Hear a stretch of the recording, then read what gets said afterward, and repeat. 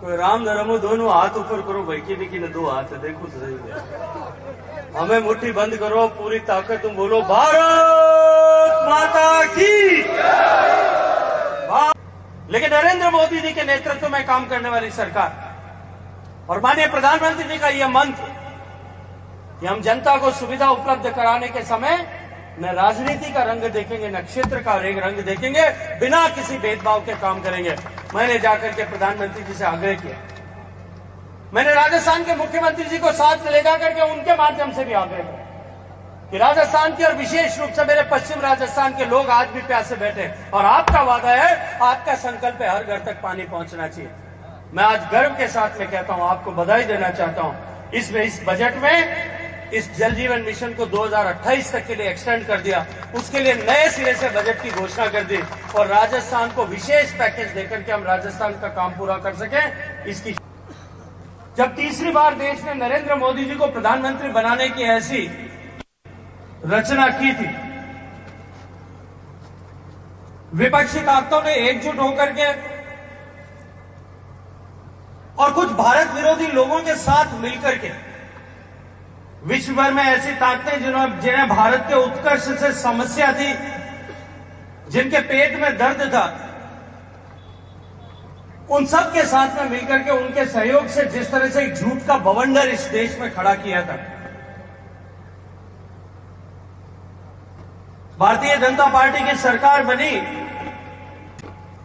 तो 2014 में जो चर्चा की जाती थी कि अगर भाजपा की सरकार बनी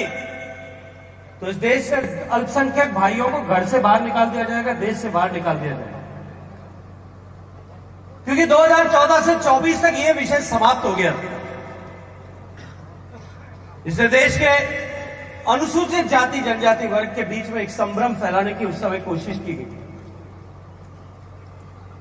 एक झूठ खड़ा किया गया कि भारतीय जनता पार्टी के अगर पूरे बहुमत की तीसरे बार सरकार बनी तो नरेंद्र मोदी जी के नेतृत्व में बनने वाली सरकार जो है वो संविधान समाप्त कर देगी, आरक्षण समाप्त कर देगी। दुर्भाग्य से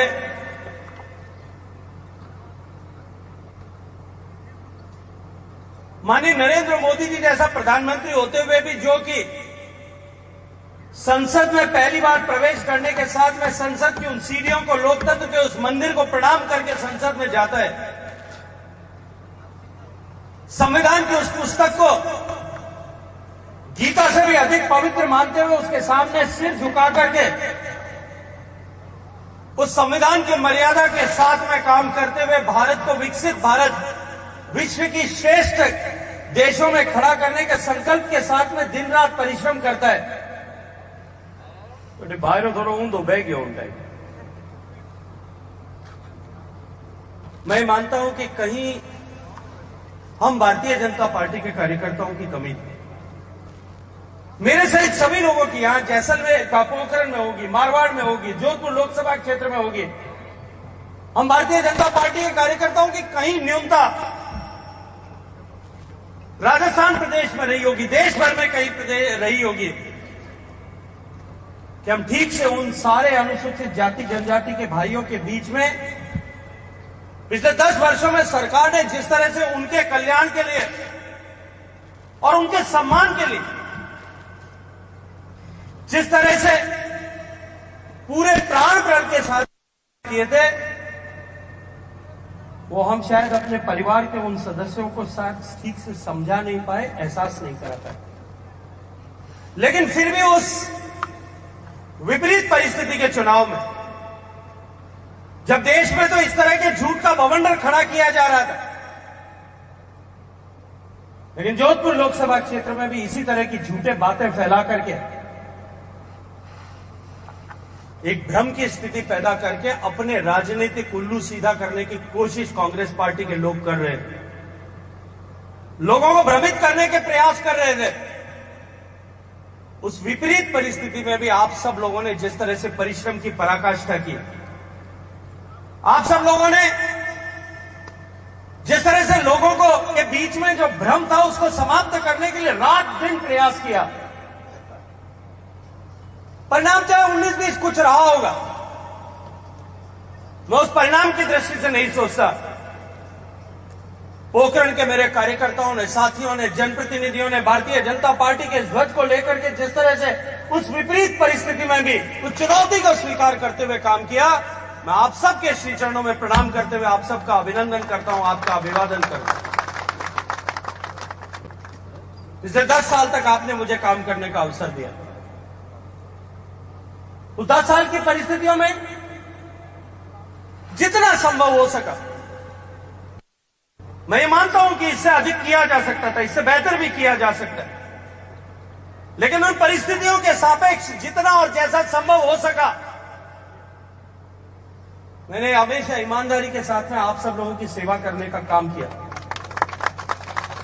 पोखरण के हर व्यक्ति की समस्या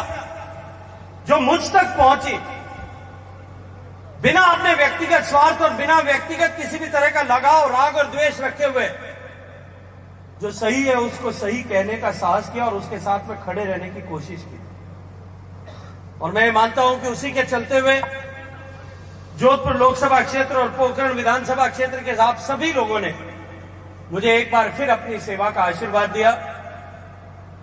श्रद्धेय नरेंद्र मोदी जी के नेतृत्व में एक बार फिर भारतीय जनता पार्टी की सरकार बनाने का आशीर्वाद दिया। और हम सब ने देखा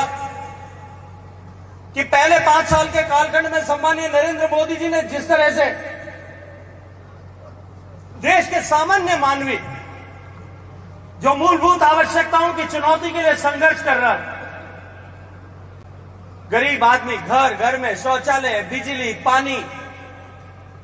चिकित्सा के साधन संसाधन, इन सब के लिए जो संघर्ष कर रहा है, घर में गैस का चूल्हा पहुंच जाए, बैंक का खाता पहुंच जाए। मैं एक दिन गांव में कटे बात करता तो मोहन सिंह साहब विराजा मैंने एक गांव में एक चश्मा वाला दाता पूछ लियो कि 2 ट्रिलियन और 4 ट्रिलियन के मारे की फर्क पड़ गया, मारे तो कोई फर्क नहीं पड़ी। मैंने उनसे कहा जब 2 ट्रिलियन की अर्थव्यवस्था थी तब सरकार का 1 महीने का जो टैक्स कलेक्शन है वो 38-39 हजार करोड़ रुपए होता है। और आज जब 4 ट्रिलियन की अर्थव्यवस्था भारत की बनी है और माननीय मोदी जी के नेतृत्व में जब सरकार ईमानदारी के साथ में काम कर रही है, देश की सरकार का 1 महीने का राजस्व पिछले महीने का 1,84,000 करोड़ रुपए है, जो सबसे छोटा महीना होता है फरवरी। 38,000 से 1,84,000 करोड़ रुपए हुआ, तब आज देश के हर घर में बिजली पहुंची, हर घर में पानी पहुंचने के लिए काम शुरू होता है, हर घर में गैस का चूल्हा पहुंचता है, हर घर में शौचालय बनता है, हर घर में आयुष्मान भारत का कार्ड पहुंचता है, हर गांव तक सड़क बनाने के लिए सरकार काम कर पाती है, देश में हवाई अड्डे बनते हैं, देश में नए रेलवे स्टेशन बनते हैं, देश प्रगति करते हैं। अब आप कल्पना कीजिए 4 ट्रिलियन से 8 ट्रिलियन और माननीय प्रधानमंत्री जी का जो संकल्प है कि हम 2047 तक इस भारत को विश्व का विकसित भारत बनाएंगे, 2047 तक हम इसी गति से आगे बढ़ेंगे, तो 4 से 8 होगी, 8 से 16 होगी, 16 से 32 ट्रिलियन अर्थव्यवस्था हो जाएगी। जो सपनों का भारत बनाने की आप सब लोगों ने कल्पना की थी, वो सपनों का भारत बनेगा। इस रास्ते पर देश को ले जा रहे हैं और आपके आशीर्वाद से ले जाने में सफलता पाते हैं। अभी हाल में भारत सरकार का बजट है, मैं आज विस्तार में नहीं जाना चाहता। बहुत लंबे समय से इस बात की चर्चा होती थी, मांग होती थी। मैं भी जब गांव में लोगों के बीच में जाता था, मुझे सब लोग कहते थे साहब आप लोगों ने फसल बीमा तो करवा दिया, केसीसी नहीं बढ़वाओगे, केसीसी 3 लाख से 5 लाख बढ़नी चाहिए। अनेक बार इसके बारे में हर जगह जहां कृषि क्षेत्र है, इतने साल हो गए, अटल जी ने केसीसी शुरू की थी, 3 लाख की लिमिट, महंगाई बढ़ गई, अब 3 लाख में कुछ आता नहीं, इसको 3 लाख से बढ़ना चाहिए। माननीय प्रधानमंत्री जी ने अब की बार बजट में इस केसीसी को 3 लाख से बढ़ा करके 5 लाख करने की घोषणा की। अब आप सबके आशीर्वाद से राजस्थान और देश में दोनों जगह पे डबल इंजन की सरकार है, भारतीय जनता पार्टी की सरकार। और निश्चित रूप से आप लोगों का आशीर्वाद देने के बाद में हम सरकार में बैठे हुए लोगों की जिम्मेदारी, हमारा कर्तव्य, हमारी ड्यूटी है कि आप लोगों के हित से जुड़े हुए सारे विषय, जो सामान्य आवश्यकताओं से जुड़े हुए विषय, जो न्यूनताएं कमियां रह गई, उन सब कमियों को पूरा करना चाहिए। मैं मानता हूं जल जीवन मिशन आपके आशीर्वाद से, कलम की ताकत मेरे पास में थी, लेकिन शायद जैसा मैंने एक बार लोकसभा में कहा था, दुर्भाग्य हमारा सहोदर है, हमारे साथ में जन्मा हुआ। जिस तरह की सरकार राजस्थान में थी,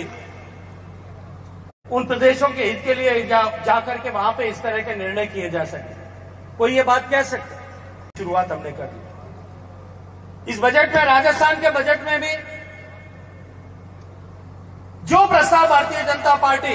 के जनप्रतिनिधियों ने भेजे थे, उन सबको पुश कराने के लिए, उन सबको आगे बढ़ाने के लिए प्रयास किया। बजट में कुछ प्रस्तावों को लिया गया,